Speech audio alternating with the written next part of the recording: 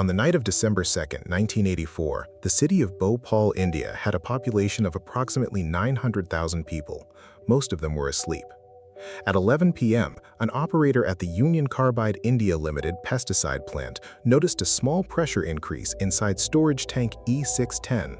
The tank contained 42 tons of liquid methyl isocyanate, one of the most toxic substances manufactured at industrial scale. The operator reported the reading. A supervisor dismissed it.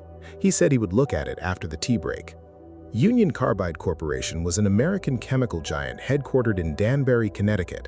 In 1969, through its Indian subsidiary UCIL, it leased land on the outskirts of Bhopal to manufacture pesticides.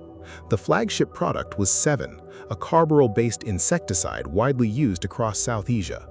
The production process required methyl isocyanate, MIC, as an intermediate chemical. MIC is colorless, volatile, and lethal in concentrations measured in parts per million. For the first decade, MIC was imported from the United States. In 1979, Union Carbide built an on-site MIC manufacturing unit at Bhopal. The plant in West Virginia, Union Carbide's American facility producing the same chemical, operated under a different set of safety protocols. The Bhopal plant did not replicate them. Internal documents later showed that the technology used at Bhopal was, in the company's own words, unproven. By the early 1980s, pesticide sales in India had declined. The Bhopal plant began operating at a loss. Management responded by cutting costs. The number of operators per shift was reduced from 12 to 6. Maintenance budgets were slashed. Safety systems were taken offline and not repaired. By November 1984, the plant's condition had been recorded in internal reports. The refrigeration unit designed to keep MIC tanks at safe temperatures had been shut down since January 1982. Its freon coolant was removed in June 1984. The vent gas scrubber, built to neutralize toxic discharge from the MIC system, was on standby and non-operational. The flare tower, designed to burn off escaping gas, had a connecting pipe removed for maintenance. It was not functional. The high-temperature alarm on tank E610 had been disconnected. The 2 siren systems, one for workers inside the plant, one for the public, had been decoupled in 1982. It was possible to sound the internal alarm while the city siren remained silent. In late October 1984, tank E610 lost its ability to hold nitrogen pressure, which meant the liquid MIC inside could not be pumped out. At that moment, the tank held 42 tons, more than Union Carbide's own safety guidelines allowed for a single container. The plant was shut down for maintenance. The MIC remained in the tank. No corrective action was taken. On the evening of December 2, a maintenance crew began washing a section of pipes connected to the MIC storage system. A slip blind plate, a disc designed to block water from entering the pipeline during cleaning, was missing from its position. Water entered the line and reached tank E610. Water and methyl isocyanate react. The reaction produces intense heat. Without the refrigeration system, without the scrubber, without the flare tower, there was no mechanism in place to contain or neutralize what followed. Temperature and pressure inside E610 rose rapidly. The rupture disc gave way. Gas entered the vent gas scrubber, passed through it without being neutralized, and flowed out into the open air above Bhopal. This happened at approximately 1 a.m. on December 3. Methyl isocyanate is approximately twice as dense as air.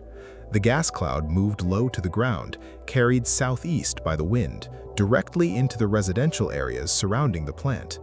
The first neighborhoods it reached were Jai Prakash Nagar and Chola, dense settlements of low-income families built directly against the factory perimeter.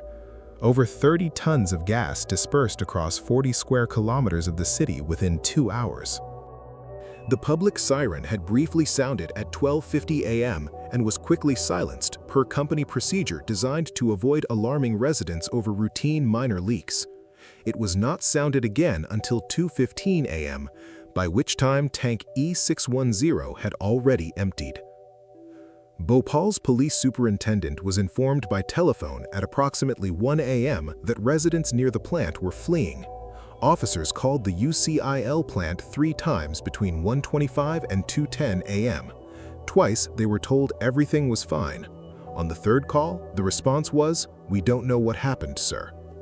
Hamidia Hospital, the city's main public hospital, was first told the gas was ammonia, then phosgene, then finally MIC. Hospital staff had never encountered methyl isocyanate. There was no antidote, there was no treatment protocol, there was no information. People woke in the dark with their eyes on fire. The gas did not smell like danger, it smelled faintly of cut grass, then nothing. Those who inhaled it felt their throats close, fluid filled the lungs. Those who ran breathed harder and inhaled more. Those who lay still died where they were. Children slept closer to the ground where the gas was densest, and they died first. Animals in the streets died where they stood. By 3 a.m., the roads of Jai Prakash Nagar were lined with bodies. By morning, the bodies were also in Chola, in Kazi Camp, in Rajendra Nagar, neighborhood after neighborhood in the southeast quadrant of the city, in the direction the wind had blown. Official records documented 2,259 immediate deaths. The government of Madhya Pradesh confirmed a total of 3,787 deaths attributable to the gas release. Independent estimates placed the toll at 8,000 within the first 72 hours and as many as 25,000 in the years that followed from gas-related disease. More than 500,000 people were exposed. Among those who survived, 38,438 temporary partial injuries, 3,900 cases of severe and permanent disability. Warren Anderson was chairman and chief executive of Union Carbide Corporation. He flew to Bhopal on December 7th, 4 days after the disaster. He was arrested at the airport on charges of culpable homicide not amounting to murder. He posted bail of 100,000 rupees, approximately $2,000. He left India the same day on a company aircraft. He never returned. India filed extradition requests beginning in 2003. The United States declined. In 2002, the India's Central Bureau of Investigation had reclassified the charges against Anderson, reduced from culpable homicide to death by negligence, which was not an extraditable offense under the US-India Treaty. An arrest warrant was issued in 2009. Anderson was formally declared a fugitive from Indian justice. Warren Anderson died on September 29, 2014, in a nursing home in Vero Beach, Florida. He was 92 years old. He had never faced trial. In 1989, Union Carbide Corporation paid $470 million to the government of India to settle all civil and criminal litigation arising from the disaster. The amount represented approximately 5 weeks of the company's annual revenue. Union Carbide accepted no criminal liability. As a condition of the settlement, India's Supreme Court granted the company immunity from further prosecution. It did. Compensation paid to individual victims averaged between $300 and $500 per person. In 1994, Union Carbide sold its stake in UCIL. The Bhopal factory was formally abandoned in 1998. Equipment, pipes, chemical drums, and storage tanks were left on the site. The company was acquired by Dow Chemical in 2001. Dow stated publicly that it bore no liability for events that occurred before the acquisition. By the early 2000s, independent testing confirmed that the soil and groundwater around the abandoned plant were severely contaminated. Mercury was detected in some areas at concentrations 6 million times above background levels. At least 42 residential neighborhoods showed unsafe levels of nitrates, chlorides, heavy metals, and compounds linked directly to MIC production. In 2004, India's Supreme Court ordered the state to supply clean drinking water to affected residents. The contamination had not been remediated. In June 2010, a court in Bhopal convicted 7 former employees of Union Carbide India Limited of causing death by negligence. All were Indian nationals, all were in their 70s. Each received the maximum sentence permitted under Indian law, 2 years imprisonment and a fine of approximately $2,000. All were released on bail the same day. None of them served time. Tank E610 remains on the abandoned site in Bhopal.